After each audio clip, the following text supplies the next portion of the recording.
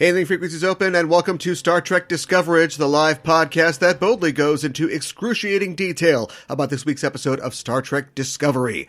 I'm your host, Aaron Coker, aka Caliban, and I'm relieved to hear that projection is a galaxy-wide psychological phenomenon, and it isn't all just Oedipal complexes. My regular co-host Ella Pearson is out for tonight, but for the holidays. But returning to the show is the co-host of the Just Enough Trope podcast and the host of the Sailor Noob podcast here on the Just Enough Trope network. It's Mika and Hana. Mika, welcome back to Discoverage. Hello, thank you for having me. It's great to have you here. Yeah, it's exciting to be here. Happy holidays. In the 21st. No, that doesn't matter. This is the 21st week of 23 weeks of Trek. Oh my man. God! Yeah, I can see the hashtags on the wall here. Counting down the hashtags on the wall. If that's not a thing yet, it should be. What is hash marks? Hash marks. Hash marks. Hashtag. That's what I meant. And then I said hashtag. It's all the same thing. Right. Boy, they really. I mean, where do you go after the first week? But they really dropped that. That went away.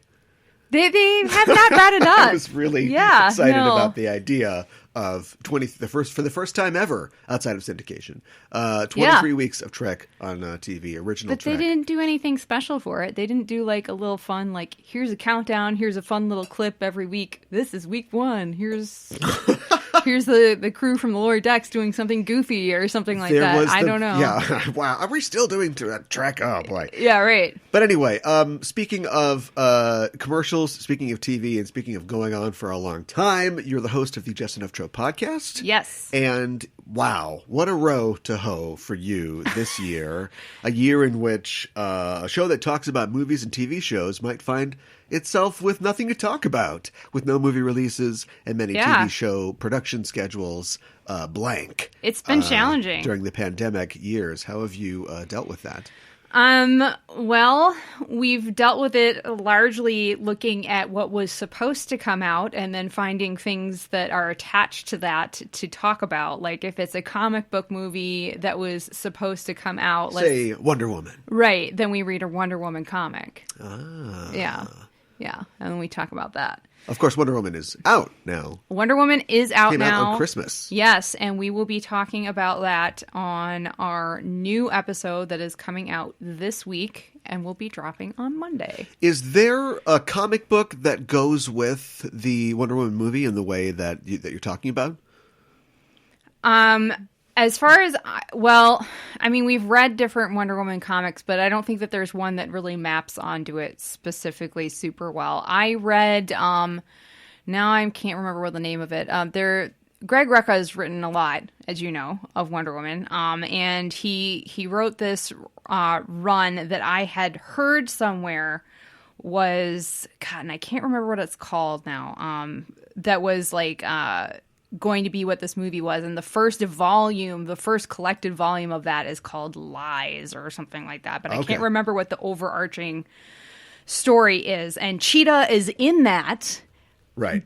But she is already the Cheetah, and that is not how the movie plays out. It is not like the film at all. So that is incorrect. Okay. So I don't know. As far as I know, can you think of anything that's like Max Lord and the Cheetah? Well, there is a very famous story with her and Max Lord.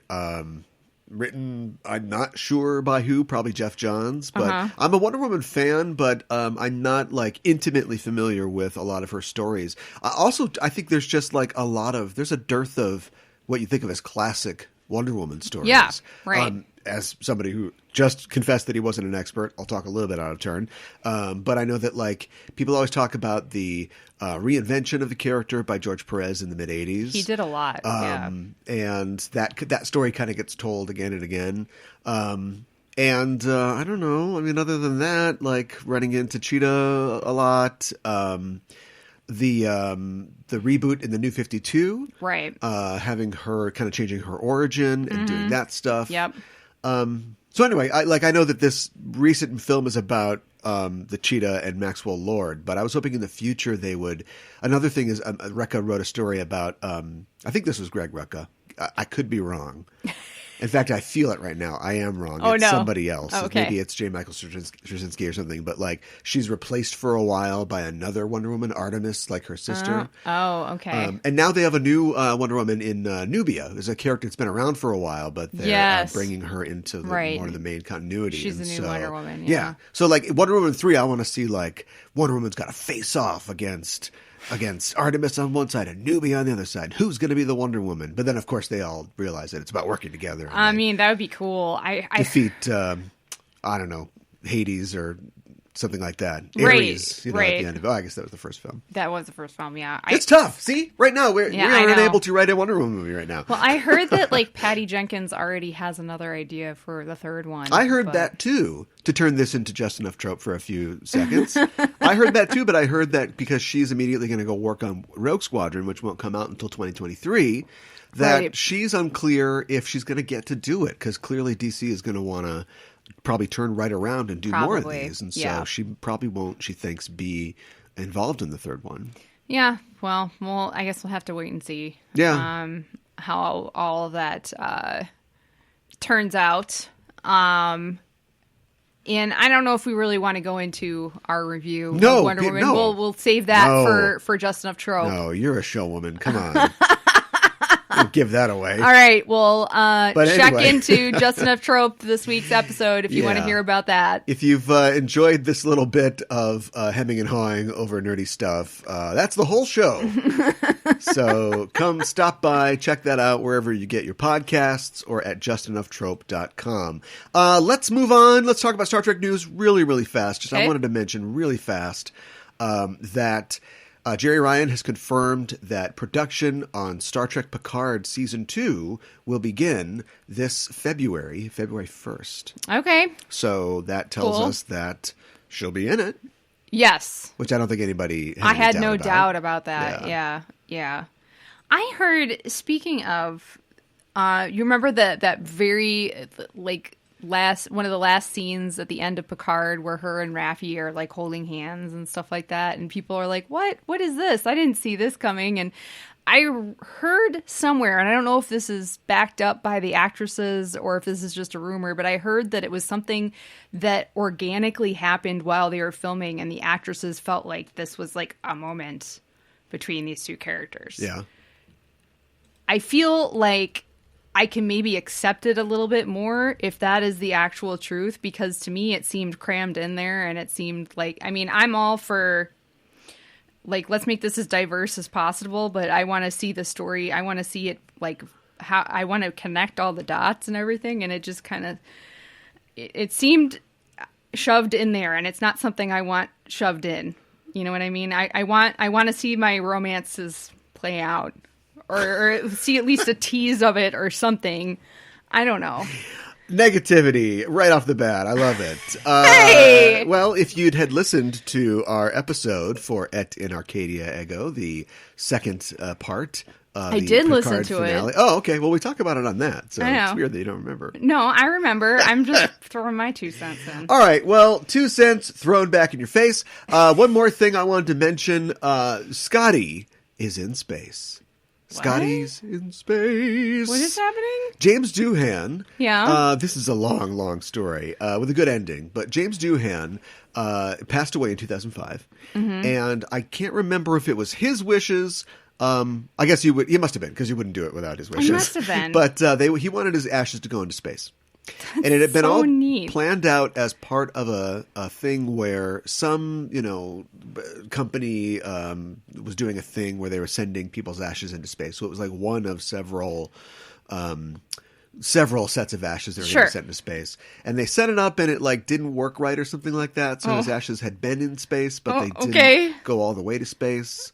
I haven't read the story in a while, but Richard Garriott recently revealed that, if you don't know who that is, it's Lord British. He's an entrepreneur and a game designer, and he calls himself Lord British. He's from America. What? Look him up. He's makes very me even more interesting confused. character. But anyway, and he's in the Ultima game series that he developed or whatever. There's a character called Lord British, and it's him. It's like self-insertion. Wow. You're aghast. I am. You're gobsmacked. He Mary sued himself. Wow. Yeah. He's also invulnerable in the game. I mean, sometimes you can kill him. My goodness. I think in 5 you can shoot him with a cannon or maybe hit him with a glass sword and kill him, but it's tough. Anyway, the point is that he was on the ISS in 2008 for a 12-day mission as a private astronaut. As rich people get to do. Jeez. And he had, with the backing of Chris Doohan, Scotty's son, I should say, James Doohan, of course, his name. Yeah. He snuck the ashes on board. Okay. He was denied 2 times that they would bring that on board for 2 other trips. And so Lord British just snuck him up there. And he tucked it under the floor of the Columbus module of the ISS. So he's just in the Columbus module. Yeah, Scotty's people are stepping on Scotty's ashes. I thought he would just be like, they would release him in space somehow. Or like once you're there, what are they going to do? Kick you off? No. Call his mother. Tell her to fire up the rocket and get up here. Take him home. No, you just, by the time you're there, you just go, here he is, everybody. Put it on the shelf, whatever you got. Stick this in a cabinet. Right. James Doohan is here. That's right. In all his glory. Scotty's up here. He is in space. Right. That's what he wanted. That's right. Yeah. To go where no Canadian has gone before. I just meant Canadian astronauts. Anyway.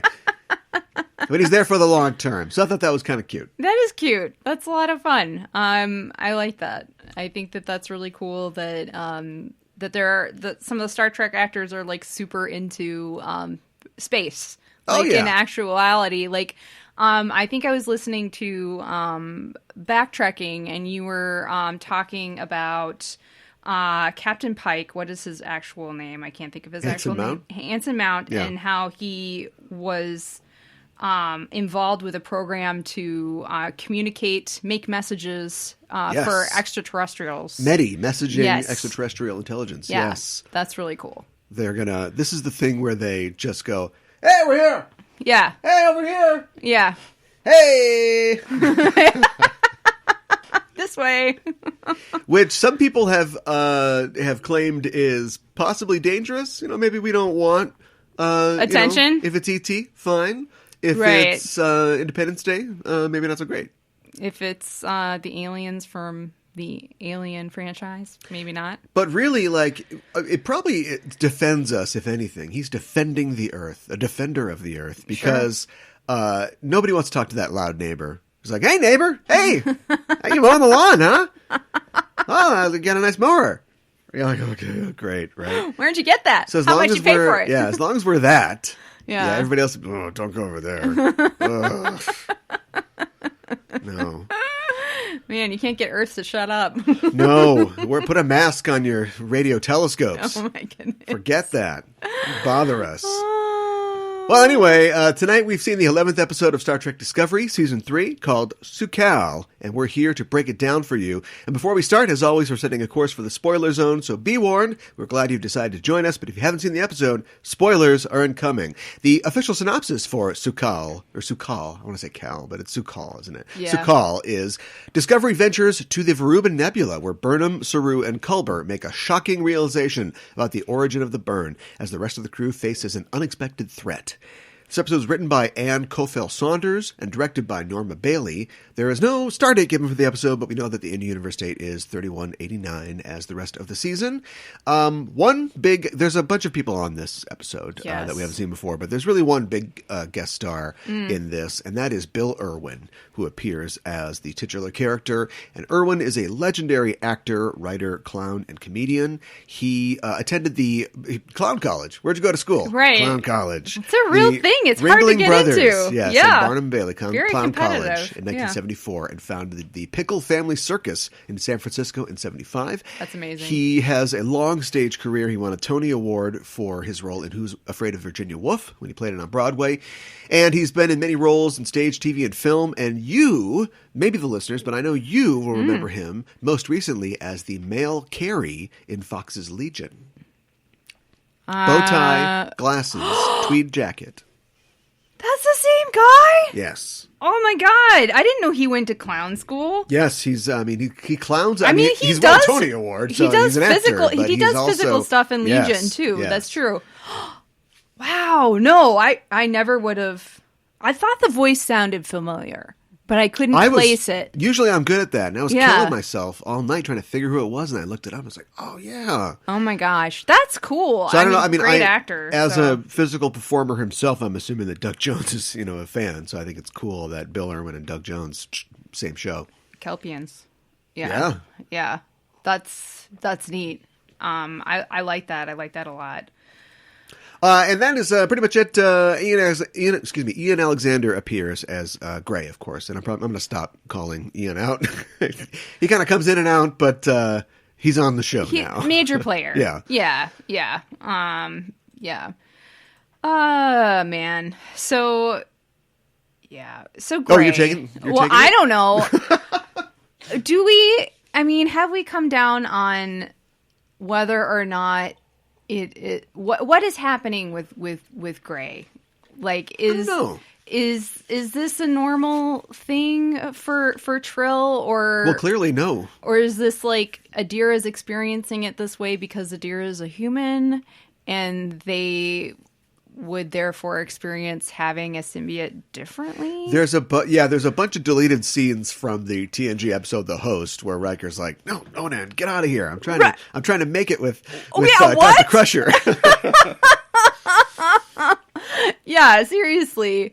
Should Stamets be supporting this? Should we talk to Culber about this? It's good to have space dads, though. Oh, space and dads, 100%. Yeah, 2 giant thumbs up. Love the space dads. Love that they're being supportive. I wonder if this is something to be worried about, or if Gray is just being weird and like Gray doesn't know how to.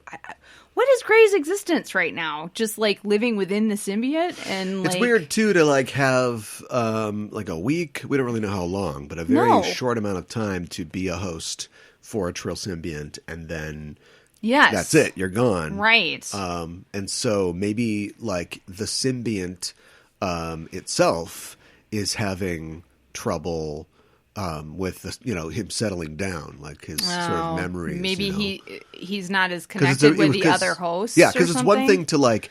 That could be. It's one thing to have some kind of debilitating injury or heart attack during Jamaharon and then peacefully die on an operating table as your symbiont is given to somebody else, somebody who you've mentored, and then also like your ship can like blow up or something, whatever it was that happened to them. You're attacked by the Emerald Chain or whatever it is, and so it's about trauma. I mean, everything's been about trauma this year, right? Well, that's true. That's true. Well, let's say that's a theory. Let's scan for some more theories before we get into talking about the show itself. Obviously, I think the big question that's been on everybody's mind the entire series has been answered tonight. Yes. Or not tonight, when this episode aired, and that is the origin of the burn. Now, let's look at the pool. Who had jacked up dilithium man-child? Anybody? No. Nope. Looks like the house gets the money then. Yeah.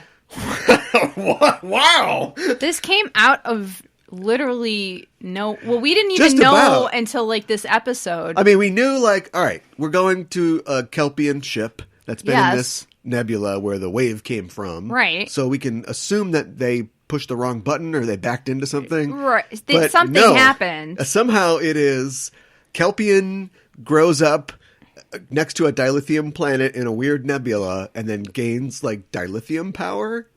Dilithium power. I know. And like, because he is basically a 125 plus, because he was like, what, 4 or 5 years old when it happened? I have no idea how old Kelpians live, but that's I'm what I was it's wondering. Over 100 years. It must be. I don't know, but they were asking, how have you kept him alive for 125 years? And they only grow a facial hair, maybe like after 100. Just think the Kelpian with a beard. Yeah, you're right. It was adorable. So wait a minute. The elder. Speaking of deleted scenes, is Saru getting up and shaving every morning?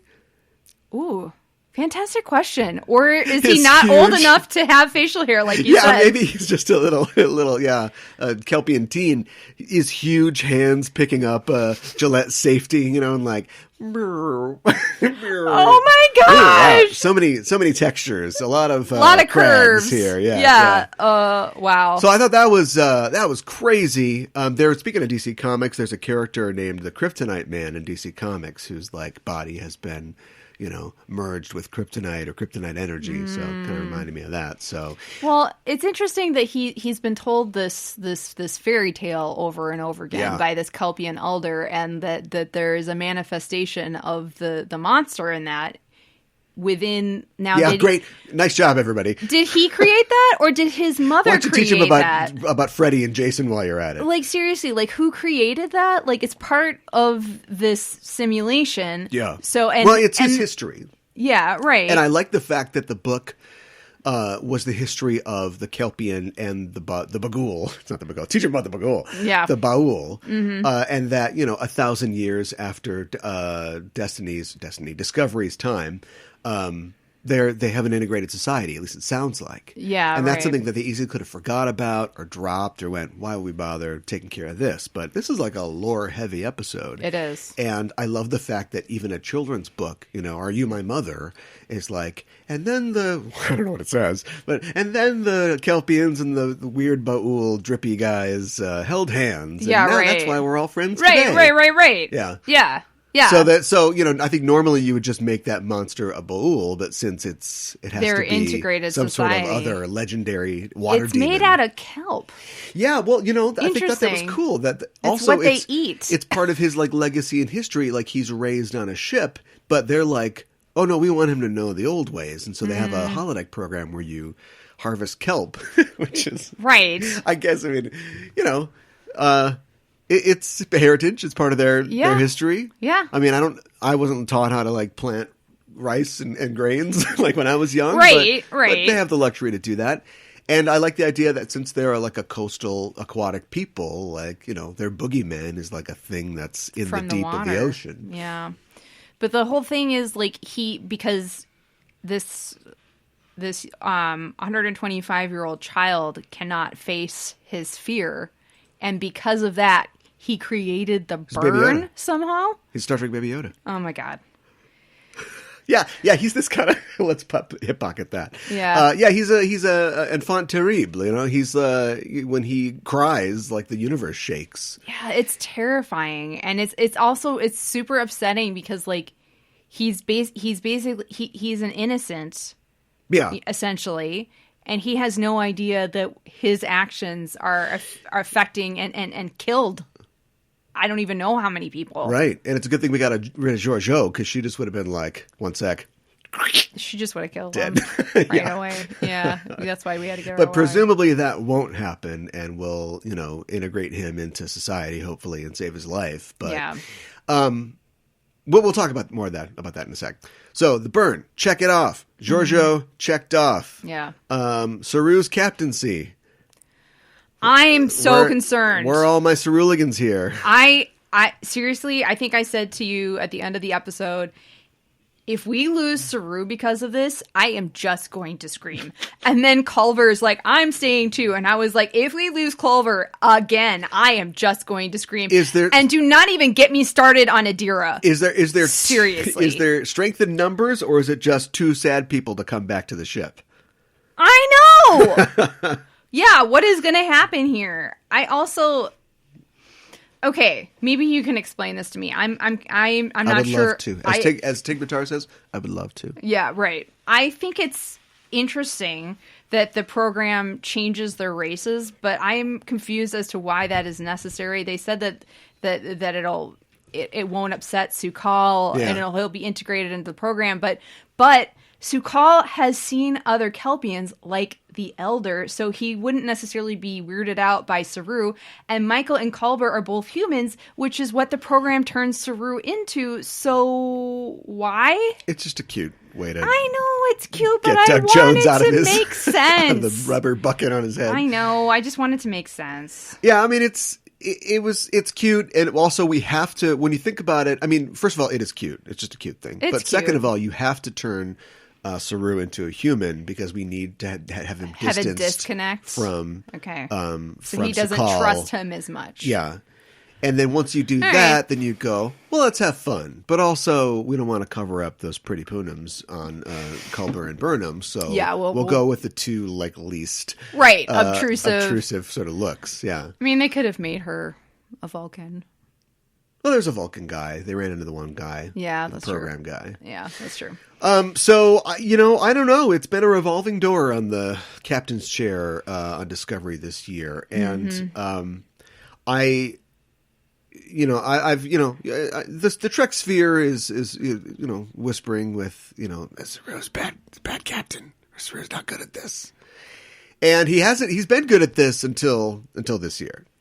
I think they have written him not good at this. Well, but that's what happens, and I understand that. What I like, I'll just say what I like. What I like is that it is about his heritage and it's about his people. And when he sat down and the guy was like singing in the song and he's like flipping through this, Super Grover book or whatever. Yes. I was like, he left his family when he was whatever culling age was, like 16, 18, and then went off with Georgiou and never ever came back to his planet until it was to Hulk out and try to destroy the Ba'ul. And so he I'm sure he's read that book already. He's whatever the Federation database has on Kelpians, but he's never experienced his culture until now. And so I can see that it's not like he became like completely emotionally incapable, but he was at the end. He was like, well, I got to go back because I'm ship guy. And they're like, no, it's okay. You can watch the Ewok adventure. You can stay. That's a personal story of mine. It's okay for you to stay. It's the right thing for you to stay. Like, we need you to stay because you're keeping the universe from exploding. That's fine. Yeah. But it does look like maybe he won't come back. That's why I said I am just going to scream. Yeah. Because I love Saru. I do love Saru a lot. And I really don't want him to die or be left on this planet forever. Maybe he can get dilithium powers. What happens if you get dilithium powers? We don't need the spore drive anymore? No, it's just going to be Su'Kal and the tardigrade just holding hands, or many hands, and flying through space together. Right, there you go. Let's talk quick about the ship, which is now in the hands of the Emerald Chain. And I've been trying to track this idea of, are they going to lose the ship? How are they going to lose the ship? How are they going to become separated from the ship? Which is for another 1,000 years or whatever it is. Oh, if right, we are because the going computer. by the short trek Calypso, yeah. Why is the computer not a bigger character in this? There's a lot going on. I know there's a lot. Maybe it's just too overstuffed. And plus, what do you... I don't know what you do. I guess it was just a question. It starts singing Daisy. Like, yeah, right. That's a bad sign. Yeah. Yeah, I don't know. Do you think the ship will help fight to get itself back?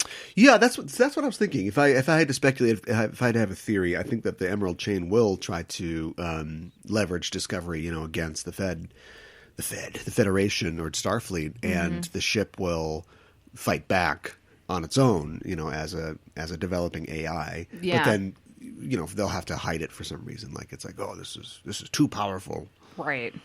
Yeah, like they can't let the Federation know that its AI is intelligent.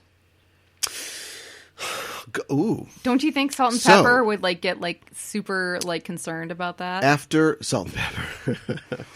After 1,000 years and the reuniting of their cultures, do the Romulans still care about artificial life and the admonition? I don't know. Good question. Yeah. So maybe it's that too. Maybe it's like, oh, this is alive? Oh, no, hell no. This has got to go. Yeah, right. We won't destroy it, but it can't be here. I don't know. Or it flies away because it doesn't want to be destroyed somehow. Here's your pet theory. Huh. Pet theory. So with the seeming victory of the Wicked Witch of the Alpha Quadrant, or Beta Quadrant, do you think that Admiral Salt and Pepper is still on your list of villains? He looked very evil this episode to me. I just when he was talking to them, I'm just like, I do not trust this guy.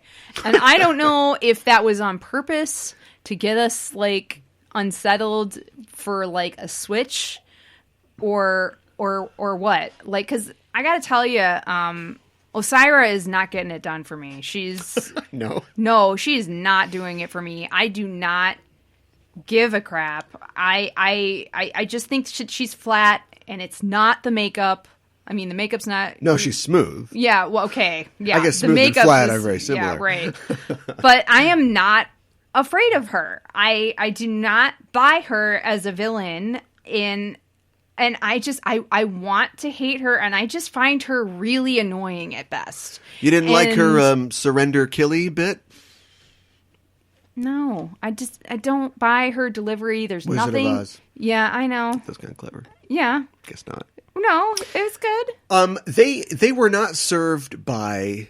This is mystery box storytelling. You know, they were not served by keeping her back. People love Weyoun. Weyoun is great. I don't know if anybody loves the female changeling, but they like what the Dominion represents. Yeah, absolutely. And they accomplish that by cutting to them, you know? What's going on with them? Yeah, What's right. DeMar? What level of drinking is he at? Larry Miller style. And yeah, it's like a chance to like get to know them, and they spent all this time kind of mentioning the Emerald Chain, and then we did get to see the head blow up prison. Yes. Oh, you don't want to go to that one. Right, Take me to right. Folsom. I don't want head blow up prison. And we're supposed to it's supposed to tell us like how bad they are, and then we finally, you know, get to her, and She kills her nephew. Yeah.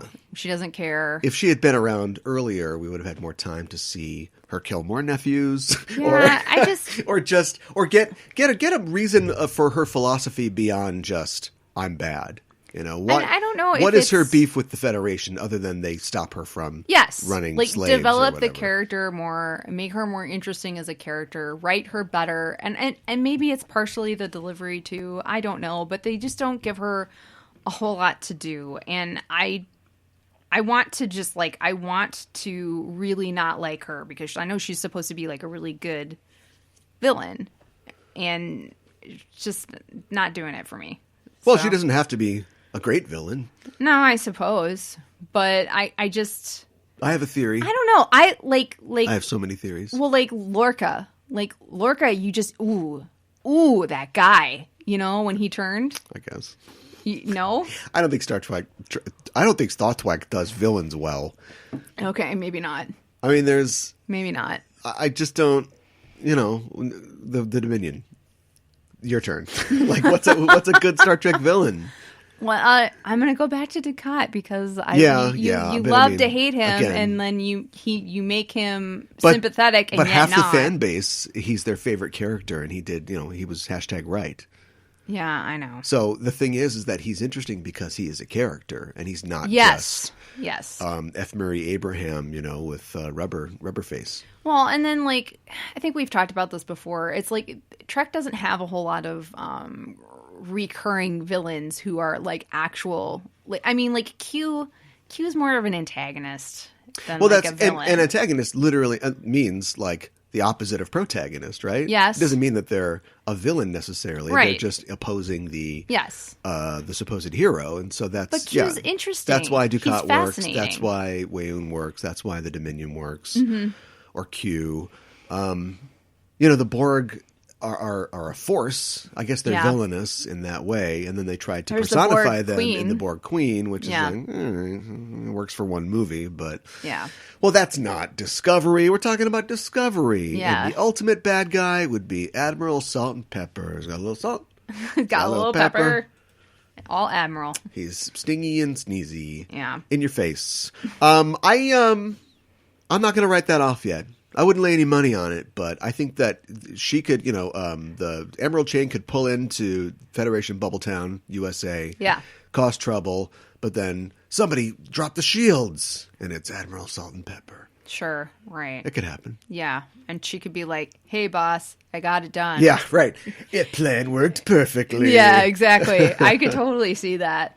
Yeah. I like the fact that her troops, you think of the Emerald Chain as, I guess they're an organization, but you think of them as pirates or something like that. But they have uniforms. Yes. Yeah. Good point. So they're like the flying monkeys of the Wicked Witch. Okay. All right. Would you put like wings insignia like on them or something like that. They have that insignia that's a kind of a wing, a flying wing shape on the front of their I don't know what it chest. represents. Huh. Because it's supposed to be Maybe flying Andor monkeys. and Orion, right? Yes. Yeah. Yeah. No connection? I don't know. Only got we'll find out next week. I saw like one Andorian. I'd like to see more Andorians in this Emerald chain. Also, if I was an Andorian, I'd be like, why is the chain emerald again? Emerald cerulean chain. Yeah, Too many words. exactly. Too many words. Too many words. Doesn't sound good. I really enjoyed this episode. I did too. I thought it was a lot of fun. I like, for all my talk about hating mysteries, boxes, I do like mysteries, and I liked the idea of them beaming into a holodeck.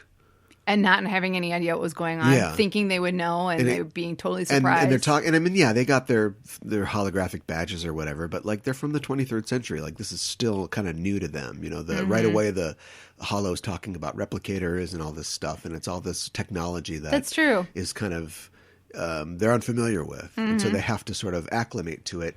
And you don't get that much. Like nowadays, Voyager beams in and out of holodecks, and every time you're in a weird situation, you're like, computer end program?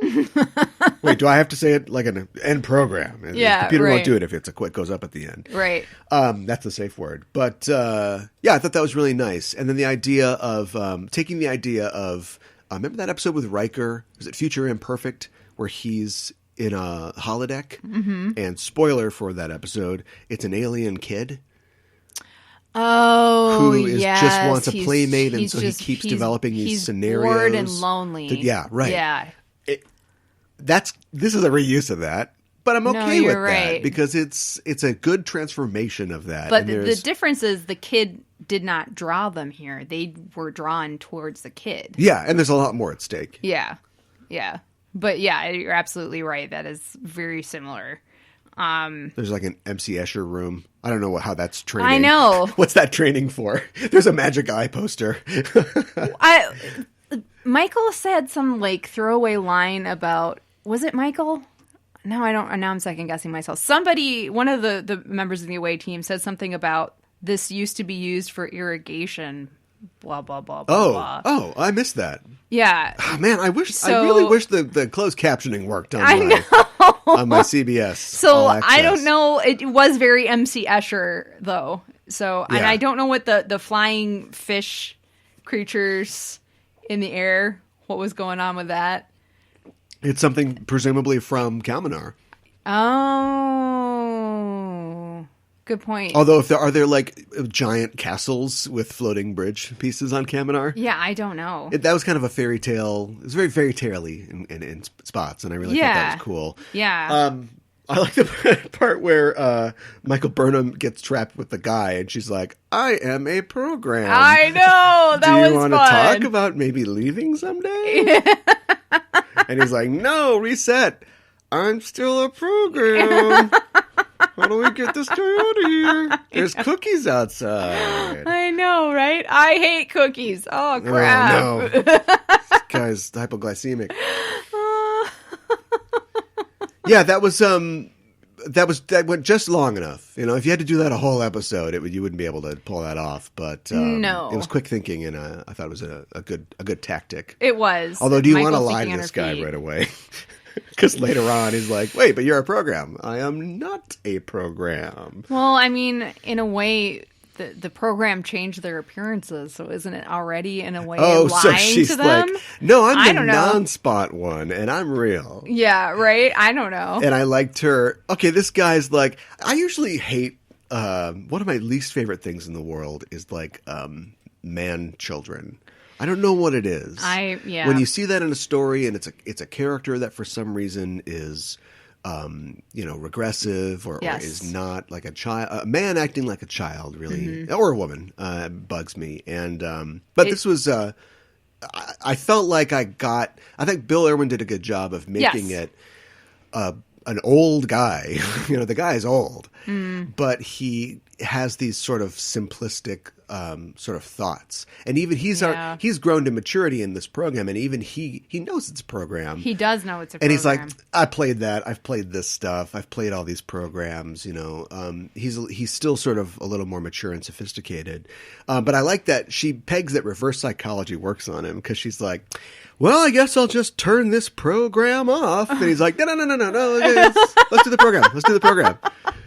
She's like, okay, I guess we'll do it. Yeah, we don't have cookies outside. I thought it was interesting that they all mentioned They mentioned or demonstrated some psychological techniques. Yeah, in this episode. Hologram people have been a big part of this year. Yeah, And by big, I mean have shown up more than twice. Well, I mean, how did they get acclimated to that? Because I was thinking about it, they didn't have holosuites where they came from. Right. And now people can be projected onto their bridge. So is that how they got used to it? Were they debriefed somewhere and we just didn't see that? Well, I mean, this is all the technology we have They now. were debriefed by Starfleet by holograms when they first pulled into the egg. Yeah. But I mean, just the representation of people and finding people and wondering if they're alive or dead, or they're real or fake. Oh, that's true. In the seed ship episode, it was specifically about a guy trying to keep his family alive through holograms, and they were reading stories to each other, and they were singing that lullaby. The lullaby. Was it the same lullaby? Yes. Okay. I didn't check, but 99% sure, yes. Well, why doesn't Saru have a moment wait a minute, this is the same lullaby as... That's future music. Okay. They were all listening to Dixieland Jazz when he left Kaminar. He's not even up on what the normal timeline is up to. They're up to emo, and he's still like, Skidoo 23. I don't know. 23rd century Skidoo. Well, all I gotta say is Sukal is where my mind stays, but it's not my state of mind. Oh my god. So, yeah, that's like emo. Yeah. Eve 6 is proto-emo. Yeah, right, exactly. Wow. I kept thinking that with his name. I was like, his name sounds like SoCal. Yeah, it does. And, did Mike McMahon name this guy? I know. Tilly in the captain's chair, looking good. Thumbs up. Yep. I would call the whole nub on the chair thing. Yeah. Normally I like slightly overwritten stuff, that's gives depth to it. Because obviously at this point, we know that it's going to be tough for her. We understand the circumstances. And so you give us a little extra, a little thing from me to you, Burnham to Tilly about the pressure that we all feel. And responsibility, yeah. And then they show it once or twice. And it's it really doesn't. How do you make it pay off? Do you know what I mean? How do you? Because they're not going to go back to that. We'll never see the nub again or whatever. I think maybe they should have shown it once and then just, they showed it at least maybe twice. Because Syra will get up and her belt gets caught on it or something. Yeah, get her! Just beat her down. But ultimately, though, I did like how I'm a role playing enthusiast. I know you are as well. Mm-hmm. And a lot of times you can get through a fight without fighting by rolling other skills. And Tilly's just rolling. She's doing crazy speech rolls, crazy diplomacy rolls, bluff diplomacy. Just holding us here in this sort of bitchy fight that they're having. Yeah, buying the landing party time. I thought that was cool. I thought that was really smart cool for her too. Yeah. I want to know how the guys from the Emerald Chain were able to transport directly into the spore drive chamber with Stamets. How did that happen? Well, here's the deal, right? When they went to the nebula, I immediately thought, no shields, right? That's been the thing in Star Trek forever. Because you can't have them in the nebula. But it's 1,000 years later. Uh-huh. So I guess they did, but they were being drained. They were under assault, being buffered by the nebula. So there was, throughout the entire episode, there's this runner of we got to get the shields up. They're down. They're up. They're down. And normally you'd think if it's a nebula and no shields, fine, they just beam on. But the whole reason that they were ready to go and like have a fight or like escape is because their shields were ready to go, right? They were going to go in and get Burnham and everything. So their shields would have been strong at that point and clearly would have been up, although Tilly did not call a yellow or red alert.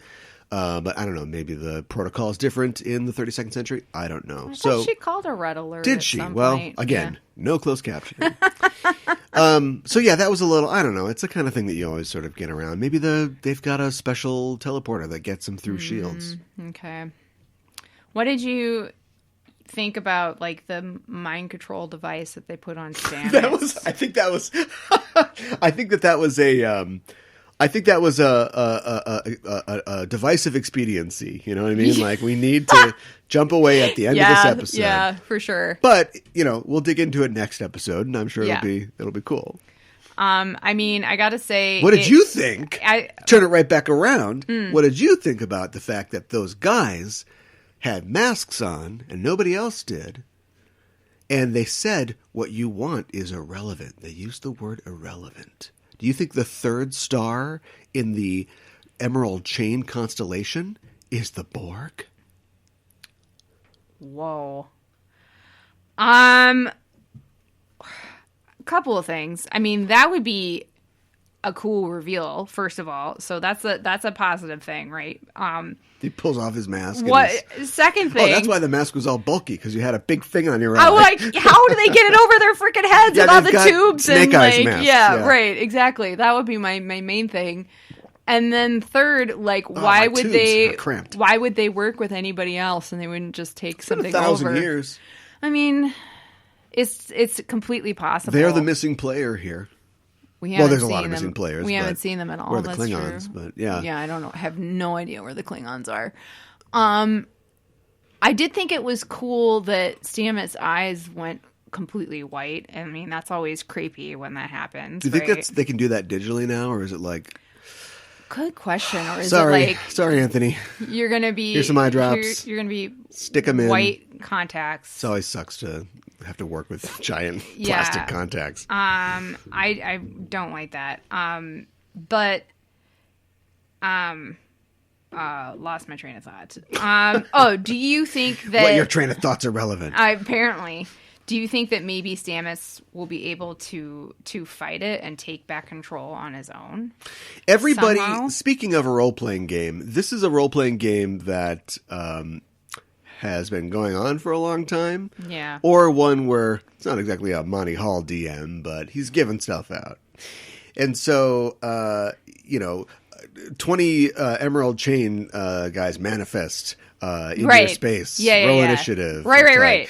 Well, I've got a magic item that gives me full initiative on surprise attack or something like that. And I've got an intelligent bag of holding that, yells at me whenever I get mind control. And so everybody's got something. And so he's got tardigrade DNA and he's got, I guess they took his implants out. But, he's got some stuff, right? Mm-hmm.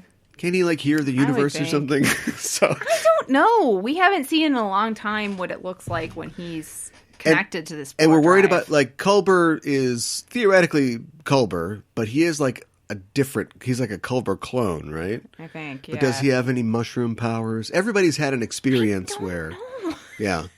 And then Adira's down there, and she doesn't even. Does she even have a radiation? All Riker had was a detachable arm. Yeah, seriously. Picard's got a fake heart, and Riker's got a detachable arm. But I'm worried about Adira. Do you think that Gray is going to be able to help while they're down there? Maybe this is where we say goodbye to Gray. I don't want that either. I just I want Gray and Adira's connection. I want there to be, to that to be play out in the overall story somehow.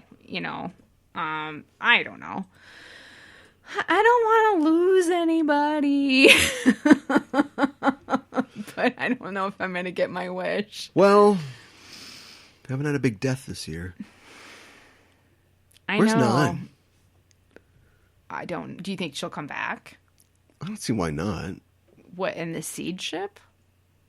She just crashes the seed ship into Osiris carrier. Does the seed ship even have any firepower? Just plants everywhere. Yeah, right.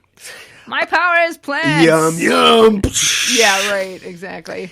Here's the real question. Who's Fat Beard Guy that we see in next time I don't know. Who is that? I have no freaking clue.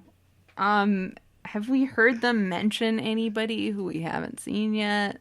He looks like he could be tied up or he could be in like some kind of mobility device. I'm not sure which one it is. I'm not sure either. Like my first thing was like, oh, mobility device. But then my second thing was he kind of looks like he's in Hannibal Lecter. Yeah, exactly.